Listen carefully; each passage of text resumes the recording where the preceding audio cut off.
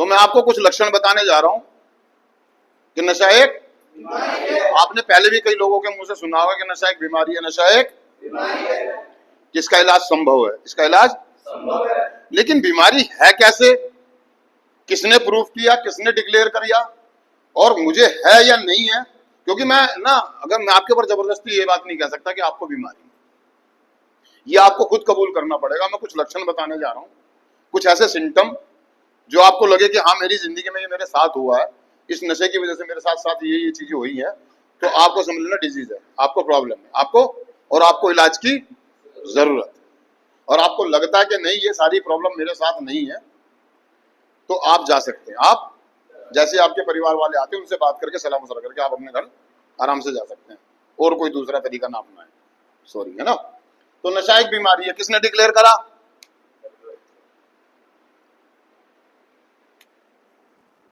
USA, US, United states of America.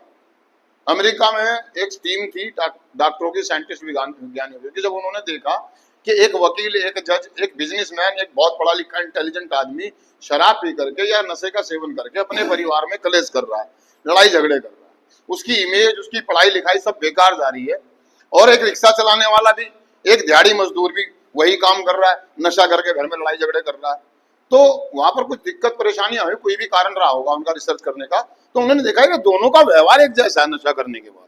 एक जो पेशे से जज है, वकील है, कमिश्नर है, नेता है, पॉलिटिशियन है, या कोई बहुत बड़ा बिजनेसमैन है, और एक रिक्शा चलाने वाला, दोनों का व्यवहार सेम हो जाता है नशा करने के बाद।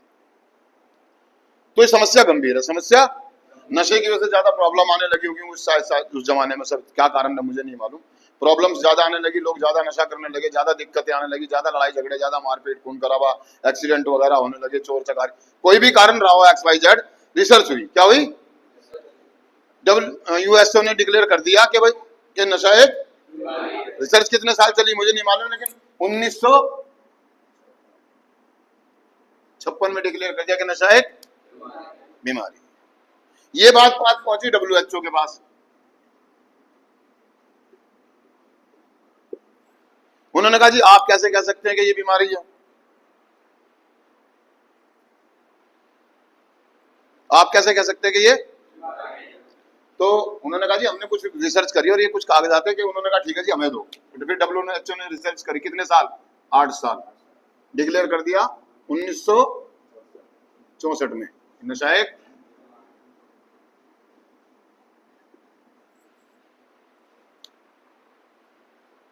उन्होंने बताया कि इस बीमारी के कुछ लक्षण हैं, तो कुछ पार्ट बताया उन्होंने, कुछ भाग बताया कि इस तरीके से ये बीमारी, उन्होंने बताया कि पहले 3 भाग है इस बीमारी के। कितने? 3 भाग।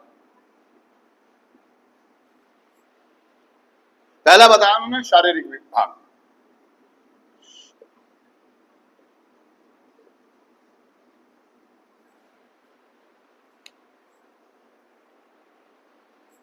शारीरिक भाग बताया गया,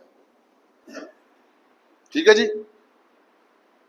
उन्होंने बताया कि जब कोई व्यक्ति, जैसे हमारी बॉडी के अंदर पहला कश या पहला पैक जाता है, समझ रहे हो, तो हमारे अंदर कुछ परिवर्तन, हमारी बॉडी हिलने जुलने लगती है, धीरे धीरे हमारा शरीर उसकी डिमांड करना शुरू कर देता है, धीरे धीरे हमारा शरीर उस पर डिपेंड, और हमें कई प्रकार की बीमारियां लग जाती है हमारे शरीर में, कई प्रकार की, लीवर का डैमेज हो जाना, टीबी, कैंसर, और दूसरी है ना, बहुत सारी बीमारियां, कई तरह की बीमारियां लग जाती है, बीपी शुगर भी हो जाता है, बहुत सारी, यानी कहने का मतलब है कि हमारा शरीर नशे करने से बीमारियों का एक घर। तो उन्होंने बताया कि ये बीमारी इस प्रकार से कि शारीरिक, उन्होंने बताया कि ये शारीरिक, जब एक आदमी नशा करता है उसको छोड़ता है तो दोबारा से वो क्यों पीता है, और पीने के बाद उसको होता क्या है।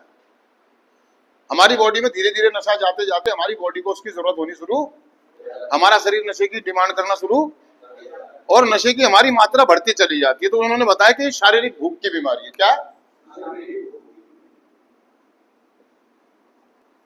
मतलब कोई व्यक्ति जो नशा कर रहा है, शुरुआती दौर में जो भी कोई नशा करता है वो आनंद के लिए, है ना, या मौज मस्ती के लिए शुरुआत करता है ना, एंजॉय के लिए शुरुआत करता है, लेकिन धीरे धीरे धीरे हमें उसकी लत पड़ जाती है और हमारी मात्रा बढ़ती चली जाती है। हम 1 पैक से 2 पैक तक पहुंचते हैं, 2 से 3 पे, 3 से क्वार्टर पे, क्वार्टर से बोतल पर, बोतल से 2 बोतल पर, और उसके साथ साथ और भी दूसरे नशों का इस्तेमाल करना जैसे सिगरेट हो गया, तंबाकू हो गया, पान हो गया, या और कोई गोलियां हो गई, और कोई दूसरा भांग हो गया, गांजा हो गया, चरस हो गई, अफीम हो गई, मतलब शराब का सेवन तो कर रहे हैं हम, लेकिन उसके साथ साथ दूसरे नशों का भी सेवन कर रहे हैं, यानी कि हमारी भूख बढ़ती जा रही है। अगर आपके साथ ऐसा हुआ है तो आपको प्रॉब्लम, आपको नशे की वजह से कोई बीमारी लगी है, एक्सीडेंट हुआ, आपको फ्रैक्चर हुआ, आपका समय ज्यादा खराब हुआ नशा करने में, इस्तेमाल करने में, आपकी पैसों की बर्बादी हुई है, और आपको दिक्कतें आई हैं, और आपको लग रहा है कि ये प्रॉब्लम है, और आप चाह करके भी उसको नहीं छोड़ पा रहे हैं, और आपको बार बार रात को दिक्कत परेशानी, तो उल्टी दस्त वगैरह होते, तो आपको दिक्कत। कहने का मतलब ये कि दोस्तों हमारा शरीर नशे पे निर्भर हो जाता है। अगर आपको नाचने के लिए, गाने के लिए, खाने के लिए, खेलने के लिए, कूदने के लिए नशे की जरूरत पड़ी है तो आपको एडिक्शन हो गई, आपको बीमारी।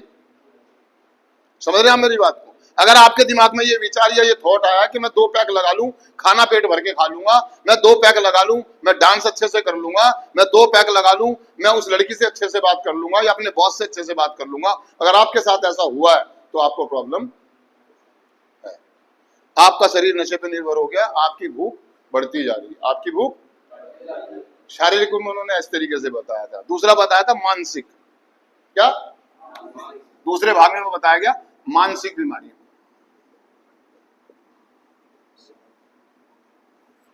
मानसिक मतलब दिमागी, मानसिक खिंचाव की बीमारी है। मानसिक खिंचाव मतलब वो कहना चाह रहा है कि हमारा दिमाग हमेशा नशे की तरफ आकर्षित, मतलब हमारे दिमाग में शाम के 4 बजते ही घंटियां बजनी शुरू, 4 बज गए हैं, दोस्तों से मिलना है, ठिए पे जाना है, ठेका बंद हो जाएगा, थोड़ा सा आनंद लेना, शाम हो गई है, शाम का आनंद लेना है, 2 पैक लगाना है, 2 गुट, मतलब शाम पूरा दिन आप काट देंगे, पूरा दिन आप निकाल देते हैं, लेकिन जैसे ही शाम के 4 बजते हैं, 5 बजते हैं, आपके दिमाग में घंटियां बजनी, तो आपको संकेत मिलने शुरू, या आपके दिमाग में विचार आने शुरू हो जाते कि शाम हो गई है, क्वार्टर लेना, शाम हो गई है। लेकिन ये मानसिक खिंचाव आपका बढ़ता रहता है। कई एडिक्टों को इतनी प्रॉब्लम हो जाती है, इतना खिंचाव होता है कि उन्हें सुबह उठते ही चाहिए, वो लती हो गए हैं। मानसिक खिंचाव की बीमारी है, क्या है?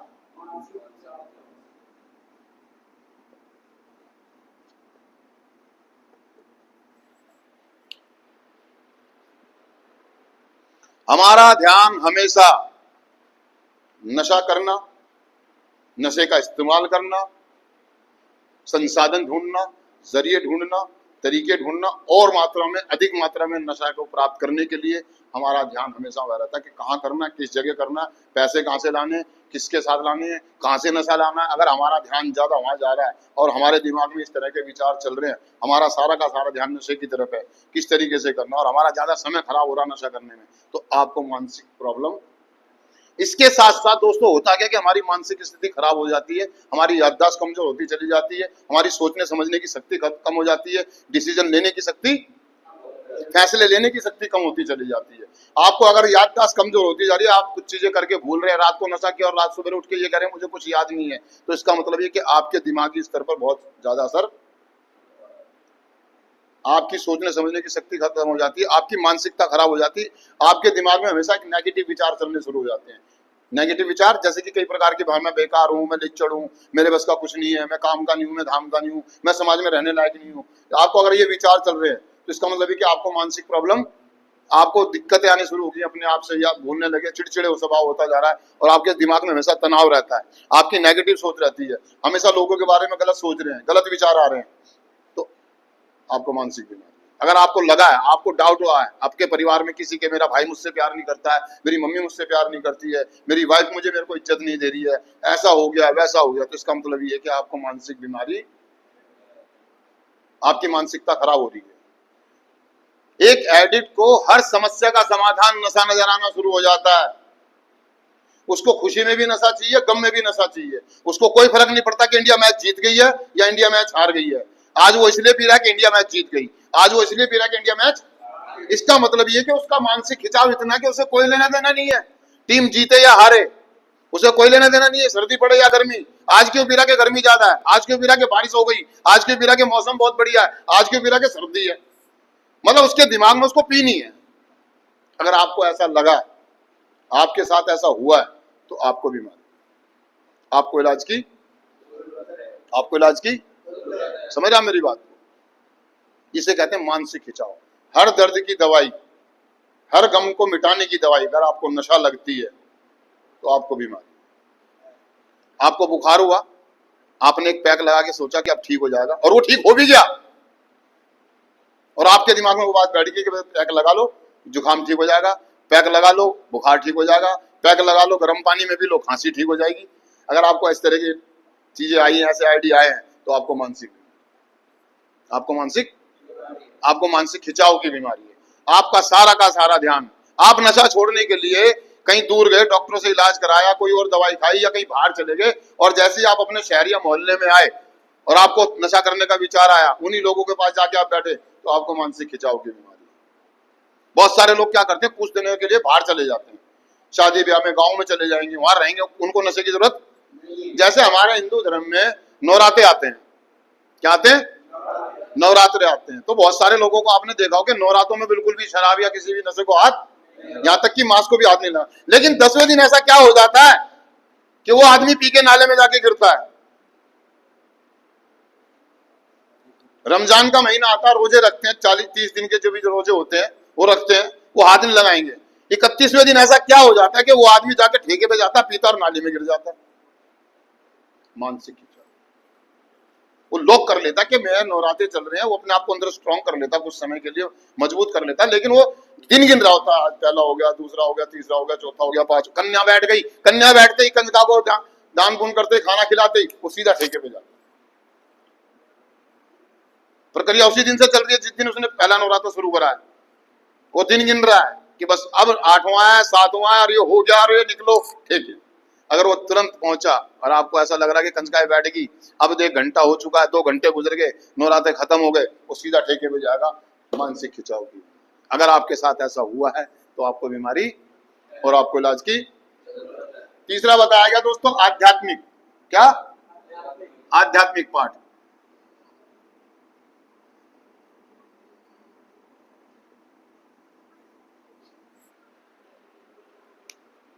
आध्यात्मिक यानी कि रिलेशनों का, संबंधों का खराब हो जाना। एक नशेबाज जब नशा करना शुरू कर देता है, उसको जब इस तरह के तनाव होने लगते हैं, शारीरिक दिक्कत शुरू हो जाती है, उसकी शारीरिक भूख बढ़ जाती है, मानसिक खिंचाव उसका बना रहता है, तो ऐसी स्थिति में उसके संबंध खराब होने शुरू हो जाते हैं, अपने आप से, परिवार से, समाज से। और आप देखें कि आपने जब नशा शुरू करा था तो आपके साथ बहुत सारे लोग ऐसे थे जो आपसे प्रेम करते थे, प्यार करते थे, आपके मतलब बहुत चाहने वाले थे, लेकिन आपकी एडिक्शन की वजह से धीरे धीरे एक एक करके वो आपसे दूर, या तो वो आपके जैसे बन गए, या फिर आपके साथ वो साथ छोड़ के। आपकी यारी दोस्ती, आपका उठना बैठना सिर्फ उन्हीं लोगों में है जो लोग नशा करते हैं, या कोई गलत व्यवहार, या कोई गलत काम। सामाजिक लोगों से तो आपके संबंध नहीं है। जब आपका समाज में उठना बैठना, सामाजिक लोगों में से उठना बैठना छूट जाए, अपने से ऊंचे स्तर वालों के साथ आप उठना बैठना छोड़ दें, अच्छे काम करना छोड़ दें, सामाजिक कार्यों में भाग लेना छोड़ दें, शादी ब्याह, पार्टियों, जागरणों में, या सामाजिक जो कार्य होते हैं, सड़कें बनाना या पार्कों में कुछ करना, या जो करते हैं लोग, जागरण कीर्तन, बहुत सारे काम करते हैं समाज। ऐसी स्थिति में अगर आप ये सारे काम करने छोड़ दिए, समाज के साथ उठना बैठना छोड़ दिया है, और आप दूर रहने लगे, कोने में आ गए, अकेलेपन में रहने लगे, तो आपको आध्यात्मिक बीमारी होगी। आपके रिलेशन और एक एडिक्ट धीरे धीरे जब वो बीमारी की गिरफ्त में फंसता चला जाता है, तो धीरे धीरे अपने संबंधों को खराब, क्योंकि मानसिक स्थिति ऐसी हो जाती है, उसकी सोच ही खराब हो जाती है।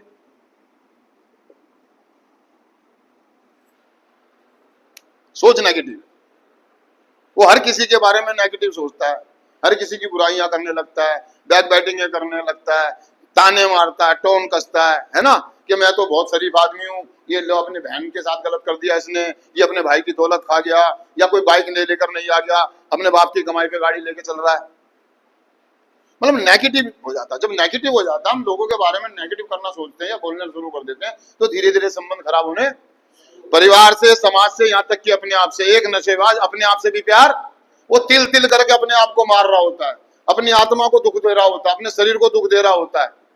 अगर आपके साथ ऐसा हुआ है कि कभी आपका जूस पीने का मन कर रहा हो, और आपके पास सिर्फ नशा करने का पैसे थे, और आपने नशा किया, जूस नहीं पिया, तो आपके संबंध आपसे भी खराब है। एक नशेबाज अपने आप को गालियां देता है, जूते मारता है, घृणा करता है, अपने आप से नफरत करता है। अगर आपको ऐसी भावनाएं आई है कि तू जीने लायक नहीं है, तू बेकार हो गया है, तू घर में रहने लायक नहीं है, तो आपको आध्यात्मिक बीमारी है।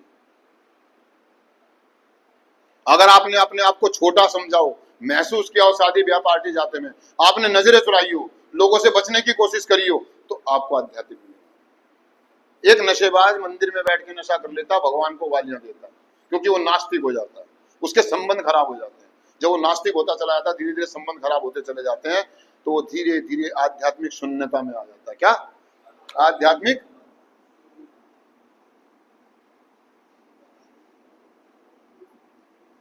जीरो।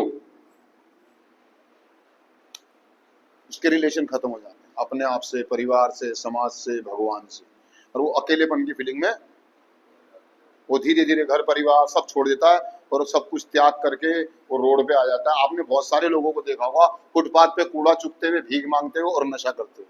वो ऐसे नहीं आ गए हैं, वो ये 3 स्टेजें पार करने के बाद यहां तक पहुंचे। अगर आप अभी भी इलाज के लिए राजी नहीं है और आपको अभी भी समझ में नहीं आती है, तो कोई दिक्कत, शून्यता आने वाली, शून्यता, क्योंकि ये लाइलाज बीमारी है, बढ़ती हुई बीमारी है। इसको किसी मुकाम पे आके रोका जा सकता है, इन 12 कदमों के द्वारा, इस कार्यक्रम के द्वारा, इस फेलोशिप के द्वारा। थैंक यू दोस्तों, शुक्रिया।